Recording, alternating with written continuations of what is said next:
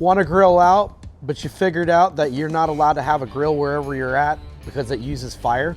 Well, take a look at this Pit Boss 150 PPS Mahogany Series. It's an electric grill that has a couple different modes to it. Not only a grill, it sears, it smokes.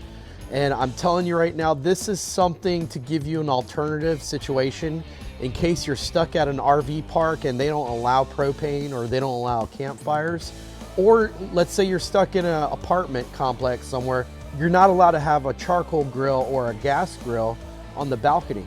Well, this is the perfect solution as an alternative because this wood-fed pellet electric grill will definitely hit the mark when it comes to grilling out and smoking and doing everything you want with a normal grill, if not better, because just the heat this thing will put off is absolutely amazing.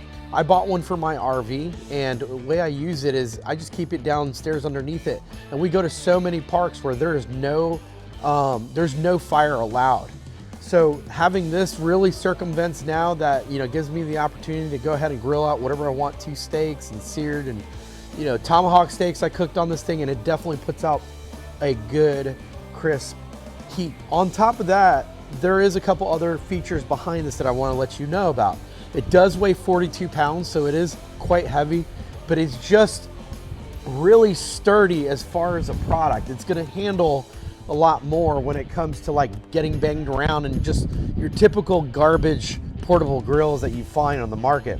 Now, here's the hopper where you put the wood pellets inside it.